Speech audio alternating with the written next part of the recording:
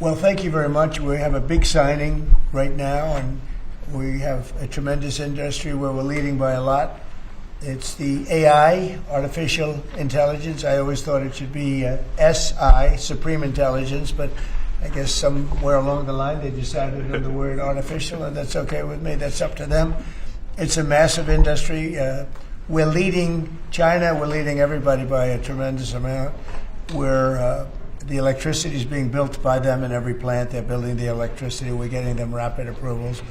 But they're spending trillions of dollars, and they can't. Basically, this has a couple of other things that are less important, but one of the things that it has is you have to have a central source of approval.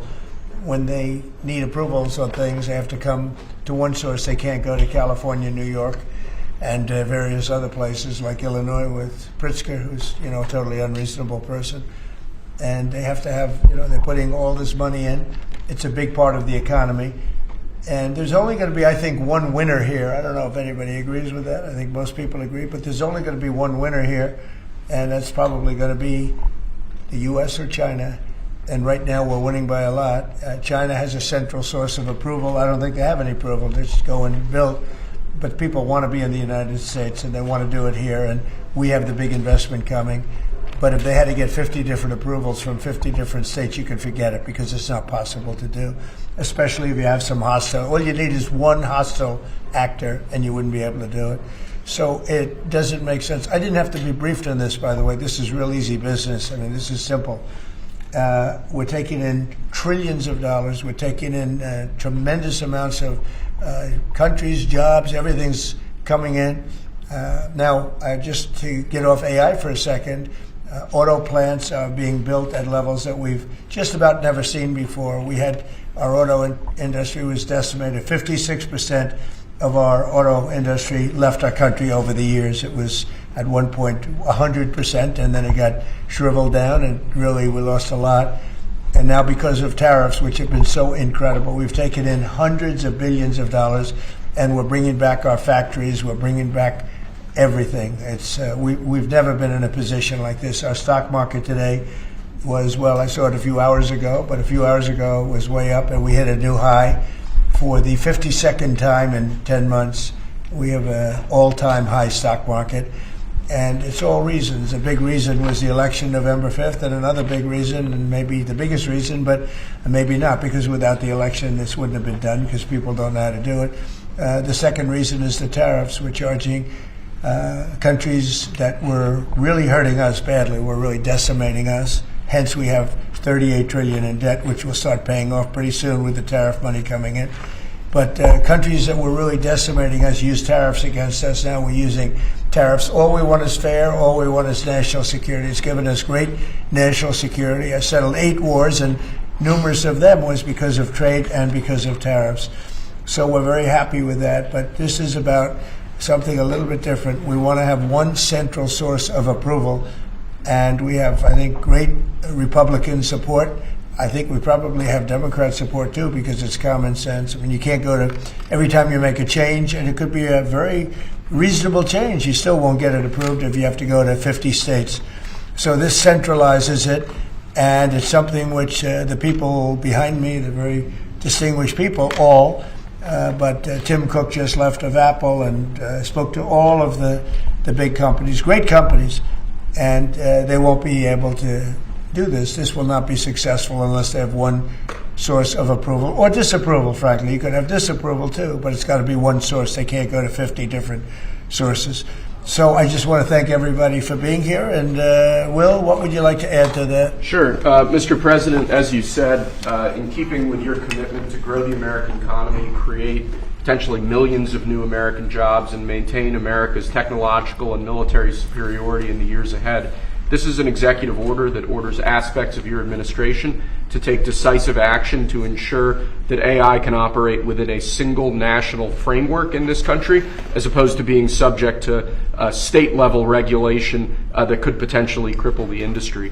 David Sachs, your AI and crypto czar, has been one of the key players and key authors behind the CEO. He can give you more of the granular detail, but the big picture is that we're taking steps to ensure that AI operates under a single national standard so that we can reap the benefits that will come from it in terms of economic growth, job development, national security, and technological edge. And it's really the biggest industry that anybody's seen. I mean, it's taking off. And again, I believe there'll only be one country that really benefits, and it should be the United States. And it will be if we do this, if we're unified. We have to be unified.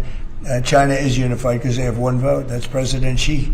He says do it, and that's the end of that. You know, we have a different system, but we have a system that's good, but we only have a system that's good if it's smart. David Sachs, could you say a few words, please? Yes, sir. So, as you pointed out, we have over 1,000 bills going through state legislatures right now to regulate AI. Over 100 of them have already passed. 25% of them are in California, New York, and Illinois. You've got 50 states running in 50 different directions. It just doesn't make sense. We're creating a confusing patchwork of regulation. And what we need is a single federal standard. And that's what the CEO says, sir, is it basically states that the policy of your administration is to create that federal framework. We're going to work with Congress, like the chairman here of the Commerce Committee, Senator Cruz, and other members of Congress to define that framework. In the meantime, this EO gives your administration tools to push back on the most onerous and excessive state regulations. We're not going to push back on all of them. For example, kid safety, we're going to protect. We're not pushing back on that, but we're going to push back on the most onerous examples of state regulations, sir. So I spoke with other Republican senators, and we have great approval. I think I spoke to anybody that even had any question and seemed to have gotten approval. Ted Cruz has been a very strong advocate of this is common sense. I mean, I think it's nothing more than common sense. Please, Ted. Listen, this is the single most important economic question in the country and in the world. Who wins the race for AI? You look back to the 1990s, there was a similar inflection point with the beginning of the internet, the dawn of the internet. And Bill Clinton was president at the time. He signed an executive order, just like you're doing, that put into law a light touch regulatory approach to the internet. And the result was incredible economic growth and jobs in the United States. At the same time, the European Union took a very heavy-handed regulatory approach. Here's an amazing statistic, Mr. President. In 1993, the U.S. economies and Europe's economy were virtually identical in size. Today, America's economy is more than 50% larger than Europe's, and the two drivers of that are tech and the shale revolution. It transformed this country, and AI is the same thing. It's a race, and if China wins the race, whoever wins, the values of that country will affect all of AI. We don't want China's values of surveillance and centralized control by the communist government governing AI. We want American values of free speech, of individual liberty, of respecting the individual. So this executive order, I believe, is tremendously important. Thank you for your leadership. Well, thank you very much. And Scott, please. Yes, sir. This is pass-fail. As you said, this is the biggest technological innovation in our country's history. We've seen the canals, we've seen the railroads, we've seen the utilities, we've seen the build out of the internet and the fiber, and now it's AI, and it is pass-fail versus China. We have the lead, we've got to maintain it, and it is also going to be the single biggest source of economic growth. But everything else we do, with our defense, there's no use in having a golden dome if China's AI can get around it. There's no use in spending all this money on defense. And the U.S. will remain the leader in this under President Trump's leadership. He has accelerated the growth. We're actually going to move ahead further. We're seeing building everywhere, construction jobs. There are going to be jobs at the AI data centers. And most importantly, President Trump had the incredible idea to allow the companies to create their own power. And we are going to see soon that communities near AI facilities will have the same or lower electric costs than other communities, which is a great innovation. So this is an important document today. Do you have any questions? On this subject, President Trump, are you more worried about the U.S. winning the race for AI dominance with China or about AI's potential threat to humanity? Both. We're looking at that very strongly. We have a lot of threats in the opposite way if we don't do it. You know, you look at the medical and medical research. Already the things that have come out of AI in terms of medical and cancer research and things, we're way ahead of what we ever thought we'd be just from the infancy of AI. So really both, and we want to be very careful with it. We also know that a big part of our economy, it could be 50, 60% of our economy going forward for a period of time at least, especially during the startup, is AI and AI-based. We have trillions of dollars of construction going on, and that construction would stop, or it would certainly be, a lot of it would be halted. So, look, we're leading China. We're leading China by a lot. China knows that, and not doing this would be the greatest gift to China and other countries, but China in particular, that China has ever received. And with Venezuela, now that we've seized this tanker, is the campaign against Venezuela still just about drugs, or is it now also about oil? Well, it's about a lot of things, but one of the things it's about is the fact that they've allowed millions of people to come into our country from their prisons, from gangs, from drug dealers, and from mental institutions, probably proportionately more than anybody else. They came in from many countries. We're getting them out. We had 11,888 murderers come into our country. Many of them are from Venezuela. We had thousands of Tren de Aragua, the gang, come in from, which they say is the most violent gang. I don't know, MS-13 is pretty bad, but Tren de Aragua, they say, is the most violent gang. That comes from the prisons of Venezuela. It came out of the prisons of Venezuela. So it has to do with a lot of things. They've treated us badly, and I guess now we're not treating them so good. If you look at the drug traffic by sea is down 92%. And nobody can figure out who the 8% is, because I have no idea. Anybody getting involved in that right now is not doing well. And we'll start that on land, too. It's going to be starting on land pretty soon. Thank you, Peter. Mr. President, in Indiana, just a few moments ago, the Senate there rejected the congressional maps to redistrict in that state. A number of Republicans voted against that redistricting effort. You have spent a lot of time talking about this. The Vice President traveled to Indiana. What's your reaction? Well, we won every other state. That's the only state. It's funny because I won Indiana all 3 times by a landslide, and I wasn't working on it very hard. Would have been nice. I think we would have picked up 2 seats if we did that. You had one gentleman, the head of the Senate, I guess, Bray, whatever his name is. I heard he was against it. He'll probably lose his next primary, whenever that is. I hope he does, but because he's done a tremendous disservice. I mean, think of it. It's a great place. I love the people there. They love me. We won in a landslide all 3 times. Got tremendous votes. I got record votes. And then there's no reason for doing that. And the Democrats do it to us, so I can't imagine that they do it. But I wasn't very much involved. But there's a man named Bray, as head of the Senate. Was that Bray? Is that the name, Bray? I mean, I'm sure that whenever his primary is, it's, I think, in 2 years, but I'm sure he'll go down. He'll go down. I'll certainly support anybody that wants to go against him. If I could ask you briefly about AI and then a question on Ukraine. On the AI side, the flip side of what you've done today is what kind of agreements you can get with China, particularly on the national security threats posed by AI. During the Biden administration, there was a vague agreement on not using AI in the nuclear weapons complex. Tell us what you envision and what conversations you've had, if any, with President Xi on that topic. What, relevant to AI? Yes. I speak to him a lot about it. I speak to him a lot, actually. I have a very good relationship with him, as you know. If you had another president, you would have had a big rare earth problem, and it turned out not to be a problem. They're purchasing tremendous amounts of the soybeans and our agricultural products now. We're getting along with them very well. No, we talk about AI quite a bit. We talk about everything quite a bit. Well, do you have specific guardrails you're trying to put together with them? One of the things I talk to China about is the denuclearization of weapons. We'd like to see if we could stop that. I'm talking about nuclear weapons.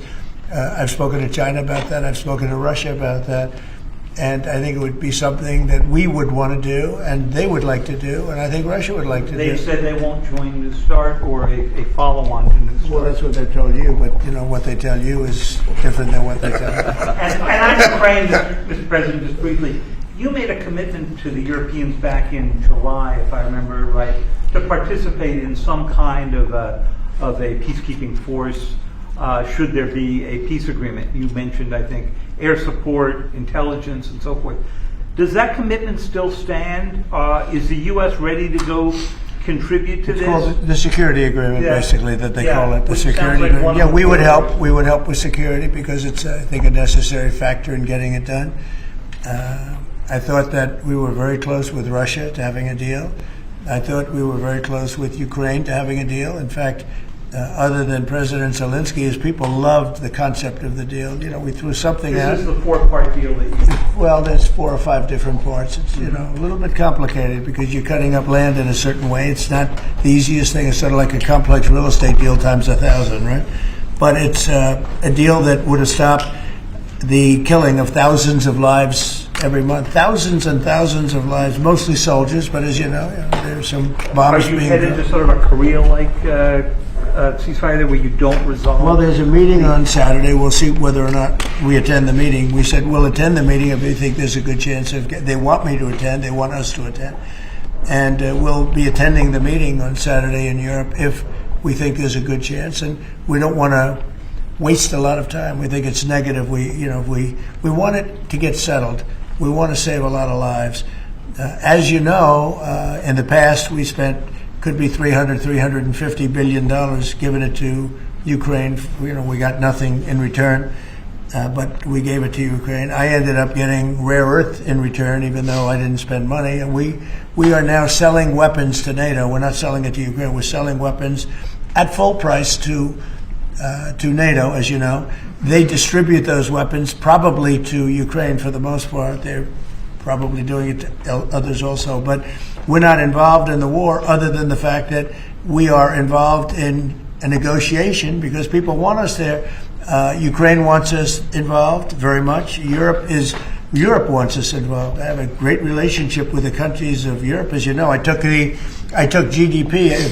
I took what they're spending as a percentage of GDP, but it was at 2 and they weren't paying, and now it's at 5, and everybody's amazed. But that 5% is a lot of it's coming back to the United States. With that being said, I'd like to see the killing stop. 25,000 people died last month, soldiers, mostly soldiers, but some people also where bombs were dropped. But for the most part, 25,000 soldiers died last month. I would love to see it stop. And we're working very hard. It doesn't really affect the United States unless it got out of control. A thing like that, as you probably know, because you are a professional, a real professional, which is something I don't say about a lot of other people, but you are a great professional. Things like this end up in third world wars. And I told that the other day. I said, everybody keeps playing games like this. You'll end up in a third world war, and we don't want to see that happen. Mr. President, can you confirm that you have appointed a general to lead the stabilization forces in Gaza? What will be his mission, and how soon do you want to see? Well, we're working this very strongly on Gaza. stabilization Yeah, forces? we're working very much on Gaza. We actually do have a real peace in the Middle East. We have 59 countries supporting it, which has never happened before. We have countries that want to come in and take care of Hamas, as an example. We have countries that want to come in and take care of Hezbollah in Lebanon, as an example. And I say, right now you don't have to do that. You may have to do that, but we have countries that are volunteering to come in and literally take care of the whole thing.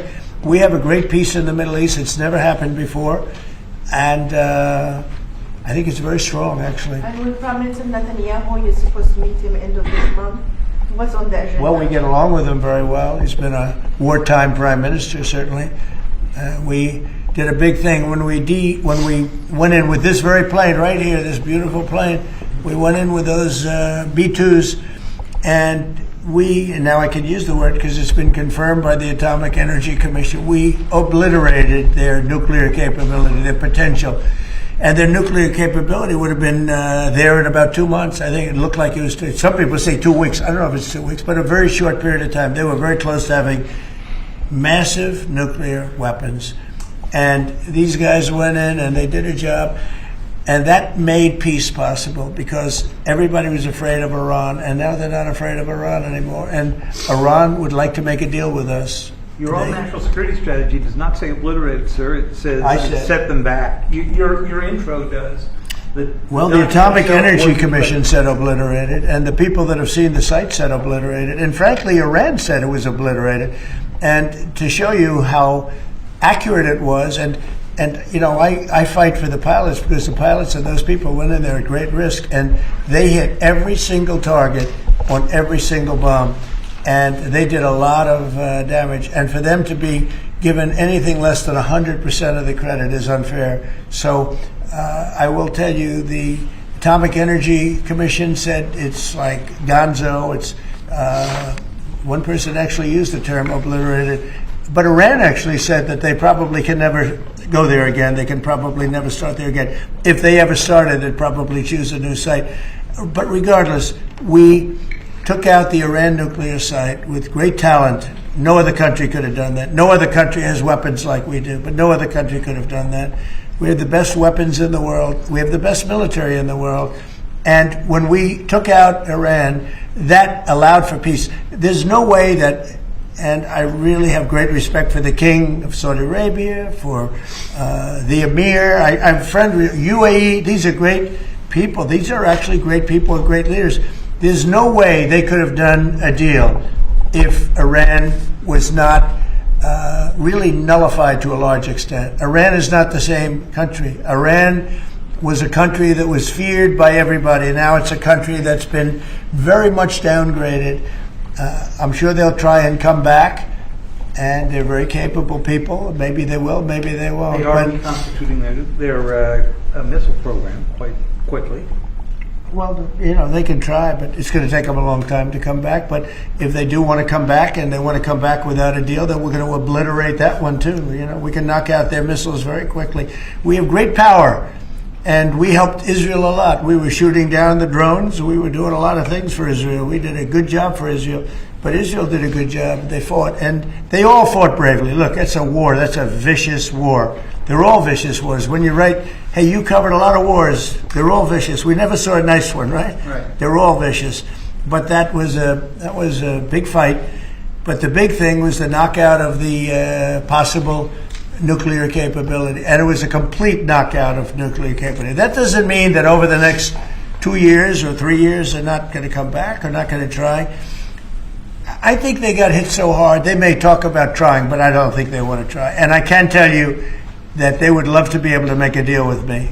They would love to be able to make a deal with me. And I'd love to make a deal with them if we could. You know, we were not close, but not so close, but we were reasonably there for a deal with Iran before the bombing. And they would have been much better off if they made a deal. They could have had a deal.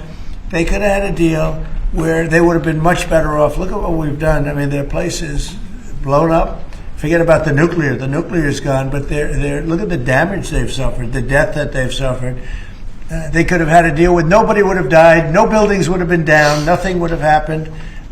We would have blown up their nuclear. That would have been it. They could have had a great deal, but they missed that opportunity. But they would like to make a deal right now. Iran would like to make a deal with me. Yes, please. Yeah, thank you, Mr. President. Do you think the Senate should confirm your nominee for Religious Freedom Ambassador, Mark Walker, in time for Christmas as a Christmas gift to Christians around the world? Well, I don't know. I mean, I've heard good things about Mark. Why is something come up that I don't know about? Well, he was nominated in April, and he still hasn't received even a... Well, I'd like to see him. I mean, I'm hearing very good things about him, so I thought by asking that question, something new came up. There's breaking news about Mark Walker.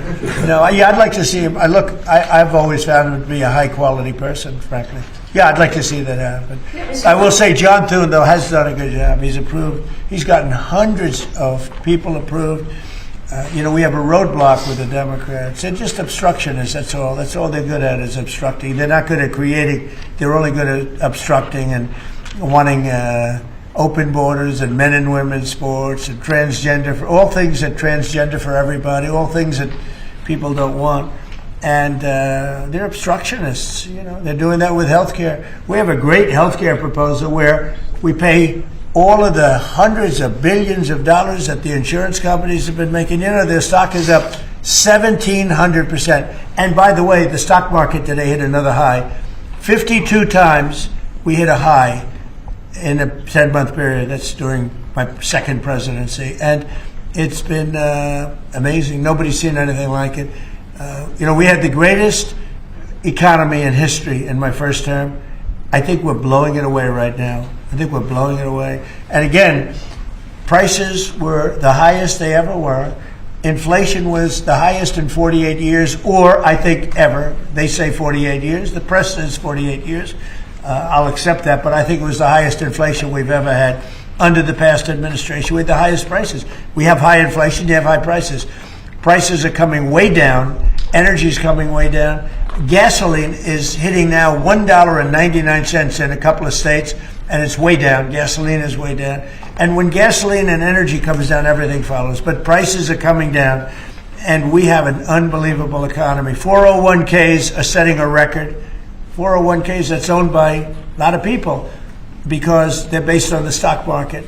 And the stock market for 52nd time has just hit a brand new high. So it's amazing what's happening. And I will say this, our country is respected again. I think we're respected like never before. The United States is respected again.